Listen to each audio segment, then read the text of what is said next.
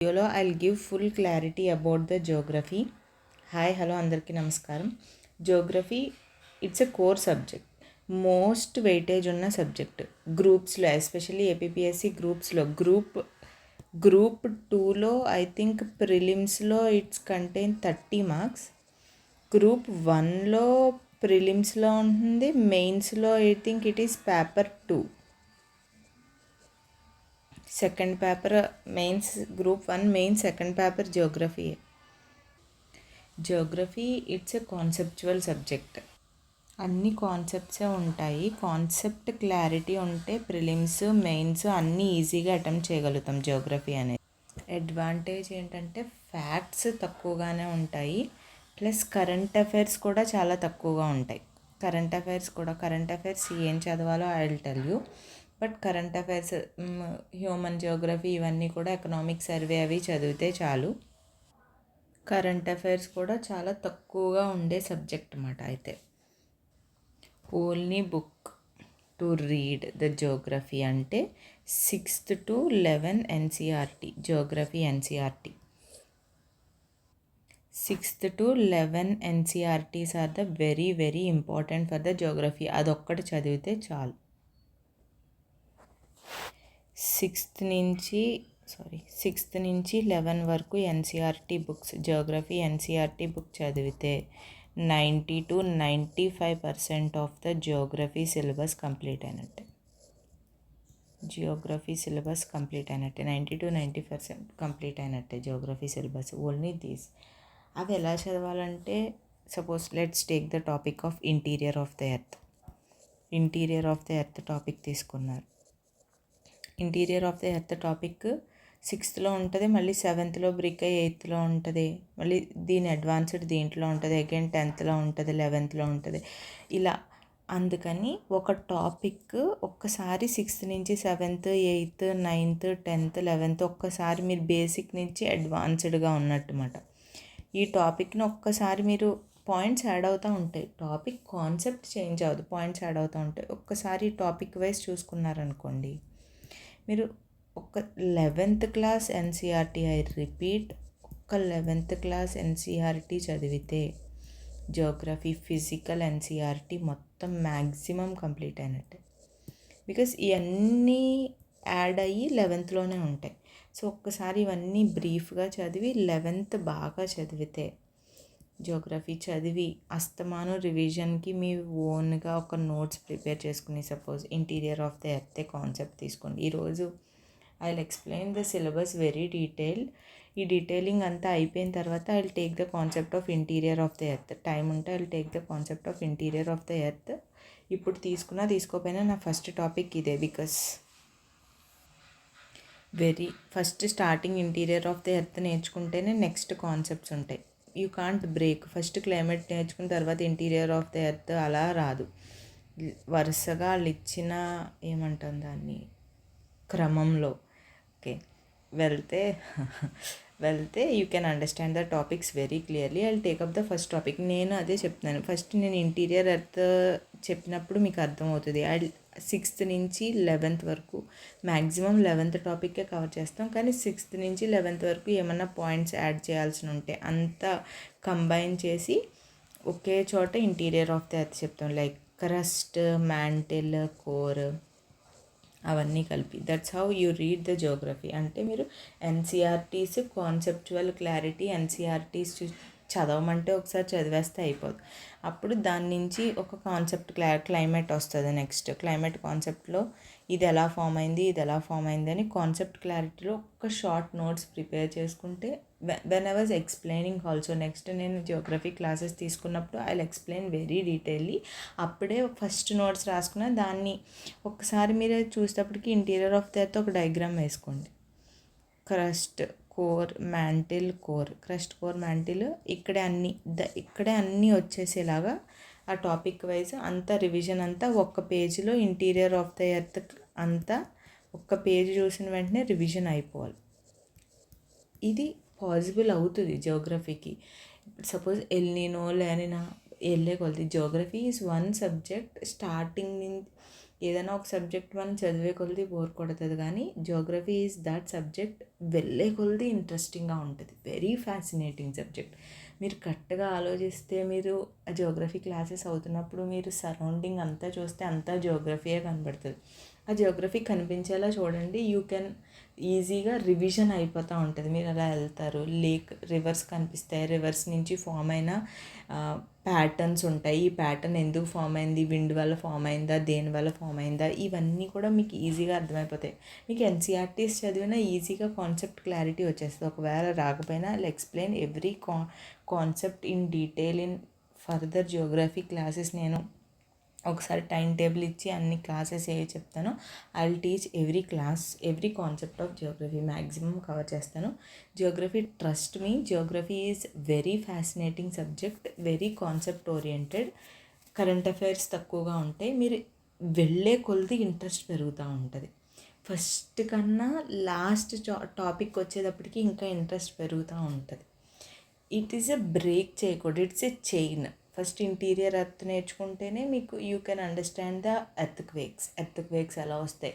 మీరు ఒక్కసారి చేసిన తర్వాత ఎర్త్ క్వేక్స్, సునామీస్, మాన్సూన్, మనకు వర్షాలు ఇప్పుడు ఎందుకు రావట్లేదు, ఇవన్నీ కాన్సెప్ట్స్ మీరు కరెక్ట్గా చదివితే ఈ కాన్సెప్ట్స్ అన్నీ క్లారిటీ వచ్చేస్తుంది. ఈరోజు ఇంత మ్యాగ్నిట్యూడ్తో ఎర్త్ వచ్చింది, ఏ స్కేల్తో వచ్చింది, అది డేంజరస్సా, ఎలాంటి ఎస్ వేవ్ జనరేట్ అయిందా, పీ వేవ్ జనరేట్ అయిందా, మీరు ఒక్కసారి ఎర్త్క్వేక్ న్యూస్ చూసేటప్పటికి మీకే అర్థమైపోద్ది. ఆ న్యూస్ ఏం చెప్పిన చదివిన తర్వాత, కాన్సెప్ట్ అర్థమైన తర్వాత, అర్థం అవ్వక ముందు చాలా డిఫరెన్స్ ఉంటుంది. అప్పుడు మీకు న్యూస్ కూడా చాలా interesting and because you know everything. Okay, let's decode the సిలబస్ని డీకోడ్ చేస్తే ఇంపార్టెంట్ అన్ని సిలబస్ని డీకోడ్ చేసి ఆ టాపిక్లో ఏమేమి చదవాలి, ఏం చదవాలి అని చెప్తాను. Next I will take the topic wise lectures. Okay, first topic ఏమవుతుందంటే earth in our solar system. Earth in our solar system, it is the first topic I think ప్రతి జియోగ్రఫీలో. దీని నుంచి మళ్ళీ మనం సోలార్ సిస్టమ్ గురించి, ప్రతి ప్లానెట్ గురించి అదంతా పిహెచ్డి చేయక్కర్లే. దీంట్లో ఎర్త్ గురించి ఎక్కువ మోస్ట్లీ తెలుసుకోవాలి. అంటే దాని మ్యాక్సిమం ఇక్కడే అన్నీ వచ్చేస్తాయి. Rotation, revolution, axis, tilt. I think మీరు ఒకసారి 6th క్లాస్ ఎన్సీఆర్టీ ఓపెన్ చేస్తే it is 6th class only. I think 6th class అంటే సన్ ఇలా ఒక డయాగ్రామ్ ఉంటుంది. ఈక్వినాక్స్, ఎర్త్స్ యాక్సిస్ 23.5 degrees టిల్ట్తో ఉంటుంది. దాన్ని బట్టి నదర్న్ హెమిస్ఫియర్కి, సదర్న్ హెమిస్ఫియర్కి ఎర్త్ క్లోజ్గా ఉన్నప్పుడు longest day, shortest day, revolution, rotation అంటే డే అండ్ నైట్ ఎలా కాజ్ అవుతుంది, అండ్ రివల్యూషన్ అంటే సీజన్స్ ఎలా ఫామ్ అవుతాయి, యాక్సిస్, ఎర్త్స్ టిల్టింగ్ యాక్సిస్ వల్ల, అవన్నీ దీంట్లో నేర్చుకుంటారు.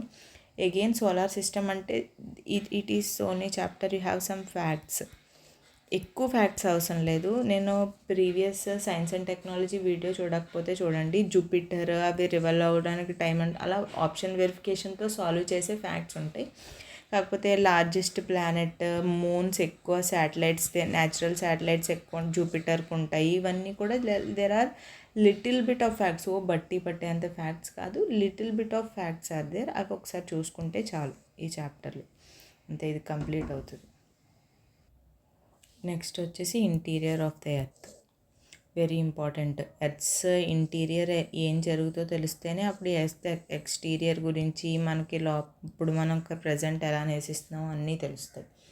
సో ఇంటీరియర్ ఆఫ్ ద ఎర్త్లో అందరికీ తెలుసు, crust, mantle, core, exogenic forces గురించి, ఎండోజెనిక్ ఫోర్సెస్ గురించి, ఇవి ఏ విధంగా మన ఎర్త్స్ అప్పర్ లేయర్ని ఎఫెక్ట్ చేస్తాయి, అవుట్ సైడ్ ఫోర్సెస్ ఏంటి, ఇన్సైడ్ ఫోర్సెస్ ఏంటి, క్రస్ట్లో ఏం లేయర్లు ఉంటాయి, కోర్లో ఏం లేయర్ ఉంటాయి, sial, sima, silicon, aluminium, silicon, magnesium, sima, nife layer అంటాం కోర్ని, నికిల్, ఫెర్రస్ అంటే ఐరన్.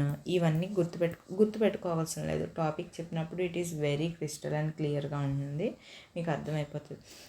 లోపలికి వెళ్ళే కొద్దీ డెన్సిటీ ఎలా ఉంటుంది, ప్రెషర్ ఎలా ఉంటుంది, లోపల జరిగే ఫంక్షన్ ఏంటి, దానివల్ల లోపల జరిగే ఫంక్షన్ వల్ల పైన ఎర్త్ ఎలా మారుతుంది, ఎర్త్క్వేక్స్ ఎలా ఫామ్ అవుతున్నాయి, అసలు ఎర్త్క్వేక్స్ లోపల ఫామ్ అవుతున్నాయి, దాని ఎపిసెంటర్ ఏంటి, దాని హైపోసెంటర్ ఏంటి, క్రస్ట్ మ్యాంటిల్ కోర్ గురించి డైరెక్ట్ సోర్సెస్ నుంచి మనం ఎలా ఇవన్నీ డైరెక్ట్గా ఎన్సీఆర్టీలో ఉంటాయి. డైరెక్ట్ సోర్సెస్ ఏంటి, మనకి ఎర్త్స్ ఇంటీరియర్ ఎలా తెలిసింది, మనం లోపల దాకా వెళ్ళలేం కదా. ఇండైరెక్ట్ సోర్సెస్ ద్వారా మనం ఎలా నేర్చుకున్నాం ఇంటీరియర్ ఆఫ్ ద ఎర్త్ గురించి, ఇవన్నీ కాన్సెప్ట్స్ ఉంటాయి. చాలా సింపుల్గా ఉంటుంది కాన్సెప్ట్, ఈజీ టు అండర్స్టాండ్. చాలా ఇంతేనా అని అనుకుంటాం, కానీ దీంట్లో చాలా క్వశ్చన్స్ వస్తాయి ఇంటీరియర్ ఆఫ్ ద ఎర్త్ నుంచి. అదే చెప్తున్నాను కదా. Next concept land forms. Land forms అనేది ఇంటర్లింక్ ఉంటాయి సబ్జెక్ట్స్ అని. మీరు ఇంటీరియర్ ఆఫ్ ద ఎర్త్ నేర్చుకుంటే లోపల నుంచి లావా, మాగ్మా ఇవన్నీ బయట ఫామ్ అయ్యేది కూల్ అయ్యి మౌంటైన్స్, ప్లాట్యూస్ కింద ఎందుకు ఫామ్ అవుతాయి, ప్లెయిన్స్ ఎలా ఉంటాయి, కోస్టల్ ప్లెయిన్స్, ఇవన్నీ ల్యాండ్ ఫామ్స్. ఇది ఇంటీరియర్ పార్ట్ అర్థం చేసుకుంటే అది బయటకు వచ్చి ఇంటీరియర్దే బయటకు వచ్చి ఎలా ల్యాండ్ ఫామ్స్ కింద ఫామ్ అయింది, మౌంటైన్స్, ప్లాట్యూస్, ప్లెయిన్స్. అవే కాకుండా రివర్స్ ఛానల్ మార్చుకోవడం వల్ల ఫామ్ అయ్యే ల్యాండ్ ఫామ్స్, విండ్ ఎరోజన్ వల్ల ఫామ్ అయ్యే ల్యాండ్ ఫామ్స్. దీంట్లోనే మీకు వ్యాలీస్ అని అండ్ నెక్స్ట్ గ్లేషియర్స్ అని, ఇవన్నీ కూడా వెరీ వెరీ ఇంట్రెస్టింగ్. ఇప్పుడు మీరు ఒకసారి ఎన్సీఆర్టీ 11th క్లాస్ ఎన్సీఆర్టీ చూసినా సరే మీకు ఆ పిక్చర్స్ చూసినా అర్థమవుతుంది. ఎరోజన్ వల్ల ఫామ్ అయినవి ఏంటి, పైలప్ అవడం వల్ల ఫామ్ అయినవి ఏంటి, ఇవన్నీ కూడా తెలుస్తాయి. వెన్ ఐ వాజ్ ఎక్స్ప్లెయినింగ్ చేసినప్పుడు I will show the pictures also. ఆ పిక్చర్స్ చూస్తే ఒకసారి ల్యాండ్ ఫామ్స్ అందరూ బట్టి పడతారు, ఎరోజన్ వల్ల ఎలా ఫామ్ అయింది, విండ్ వల్ల ఎలా ఫామ్ అయిందని. కాకపోతే వన్స్ యూ వాచ్ ద పిక్చర్స్న ఒకసారి ఆ పిక్చర్ చూసి స్టీప్ వ్యాలీ ఎలా ఫామ్ అయింది, ఇవన్నీ మనకి పిక్చర్స్ చూస్తే మీకు మెమరీ గుర్తుండిపోతుంది అనమాట. సో బట్టి పట్టాల్సిన లేదు, వెరీ ఇంట్రెస్టింగ్ టాపిక్ ఇది land forms. Next topic is atmosphere. Very very important topic. Atmosphere అనగానే స్పియర్స్ గుర్తుంటాయి మీకు. ట్రోపోస్ఫియర్, స్ట్రాటోస్ఫియర్, మీసోస్ఫియర్, థర్మోస్ఫియర్, ఎక్సోస్ఫియర్, ఆల్సో అయనోస్ఫియర్ అంటాం, ఎక్సోస్ఫియర్.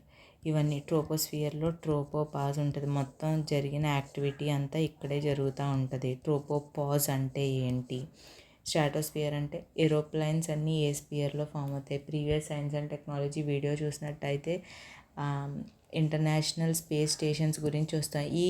దీన్ని బట్టి కూడా ఏ స్పియర్లో ఇంటర్నేషనల్ స్పేస్ స్టేషన్ మనం పెట్టచ్చు. అండ్ ట్రోపోపాజ్ అంటే ఏంటి,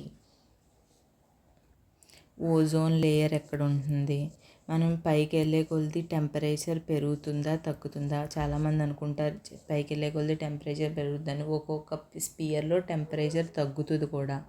ఈ కాన్సెప్ట్ అన్నీ కూడా when you learn it is very very interesting. ఇది ఒక్కసారి క్లారిటీ రావాలి. ఇది కొంచెం కాన్సెప్చువల్గా ఉంటుంది, అర్థం చేసుకుంటే it's very easy concept. Next concept is climate. The most very very very very important concept of geography. It is climate. ఈ క్లైమేట్ చాప్టర్లోనే మీకు అన్నీ వచ్చేస్తాయి. విండ్స్, ప్రెషర్ బెల్ట్స్, మొత్తం ఈజీగా చెప్పాలంటే if you have concept clarity on climate గురించి మీకు తెలిసింది అంటే 50% జియోగ్రఫీ యూ ఆల్రెడీ డన్. అర్థమైపోతుంది, నెక్స్ట్ అర్థమైపోతుంది, ముందు కూడా అర్థమైపోతుంది. దట్ మచ్ క్లైమేట్ అంత ఇంపార్టెంట్. అంతెందుకు దీంట్లోనే ట్రేడ్ విండ్స్ ఉంటాయి which are known as westerlies. And south west monsoon ఉంటుంది, నార్త్ ఈస్ట్ మాన్సూన్ ఉంటుంది. ఈ టాపిక్ మీరు క్లైమేట్ నేర్చుకున్నారనుకోండి, క్లైమేట్ నేర్చుకుంటే మీకు ఇప్పుడు మాన్సూన్ ఏ సీజన్లో వస్తాయి, రైనీ సీజన్ ఏంటి, మాన్సూన్ మనకు వర్షాలు ఏ టైంలో వస్తాయి. ఇప్పుడు వర్షాలు చాలా తక్కువ. ఎవ్రీ టైం మీరు న్యూస్ పేపర్ అందరూ ఏంటంటే న్యూస్ పేపర్ చదవాలి for current affairs. News paper ఎప్పుడు ఈ కాన్సెప్ట్ క్లారిటీ వచ్చినప్పుడు మీకు టీవీలో చెప్పినప్పుడు న్యూస్ కానీ న్యూస్ పేపర్లో చెప్పినప్పుడు ఈ న్యూస్ ఉంటుంది కదా, ఈజీగా అర్థమవుతుంది. సో మాన్సూన్ మనకి సౌత్ వెస్ట్ మాన్సూన్స్ ద్వారా ఎక్కువ రైన్స్ రావు. ఆంధ్రప్రదేశ్కి, తమిళనాడుకి నార్త్ ఈస్ట్ మాన్సూన్స్ ద్వారా వస్తాయి. అవి ఏ డైరెక్షన్స్లో వస్తాయి అని తెలిసినప్పుడే మీరు దీంట్లో ప్రెషర్ బెల్ట్స్ గురించి నేర్చుకుంటారు. ప్రెషర్ బెల్ట్స్ అదే మీరు చూసే ఉంటారు, జియోగ్రఫీ మినిమం టచ్ ఉంటుంది కదా. ఈక్విటోరియల్ లో ప్రెషర్ బెల్ట్ అని, ఇక్కడ నుంచి కొరియాలిసిస్ ఫోర్స్ వల్ల అది డైరెక్షన్ ఎలా చేంజ్ అవుతుంది, ఏ డైరెక్షన్లో వస్తే ఋతుపవనాలు ఏంటి, ఏ డైరెక్షన్లో వస్తే మనకు వర్షం వస్తుంది, ఆ డైరెక్షన్ దాటితే మళ్ళీ మనకు వర్షం ఎప్పుడు వస్తుంది, ఇవన్నీ కూడా it comes under the climate. ఇంకా క్లైమేట్లో చాలా టాపిక్స్ ఉంటాయి. మాన్సూన్ గురించి, వెస్టర్లీ విండ్స్ గురించి, దీంట్లో కూడా కొంచెం వరల్డ్ జియోగ్రఫీ టచ్ అవుతుంది. వరల్డ్ జియోగ్రఫీ అంటే గుర్తొచ్చింది, దేర్ ఆర్ చాలా కాన్సెప్ట్ చాలామంది వరల్డ్ జియోగ్రఫీలో. ఇప్పుడు దీంట్లో ప్రెషర్ బెల్ట్స్ అయితే చూసినప్పుడు ఎర్త్ గురించి పూర్తిగా తెలుసుకుంటాం కదా, ఆస్ట్రేలియా అలాగా కాన్సెప్ట్ వైజ్ కొన్ని వరల్డ్ జియోగ్రఫీలో టాపిక్స్ ఇంపార్టెంట్. కానీ ఇప్పుడు చాలామంది వేరే కంట్రీ యొక్క రివర్స్, వేరే కంట్రీ యొక్క మౌంటైన్స్, వరల్డ్ మ్యాపింగ్, వాళ్ళ యొక్క క్లైమేటిక్ కండిషన్స్ ఇవన్నీ నేర్చుకుంటున్నారు. ఇవన్నీ it's none of no use.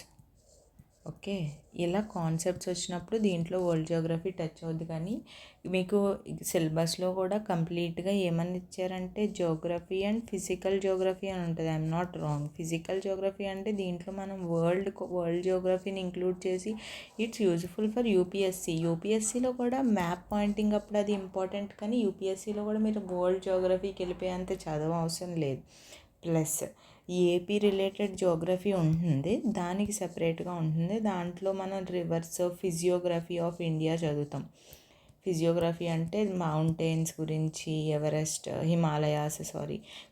Physiography అంటే హిమాలయాస్ మౌంటైన్స్లో, నెక్స్ట్ కోస్టల్ ప్లెయిన్స్ మనకి కింద, మధ్యలో పెనున్సులర్ ప్లాటియో, ఇవన్నీ చదివినప్పుడు ఇండియా యొక్క హిల్స్, దీంట్లోనే మనం రివర్స్ కూడా చదువుతాం.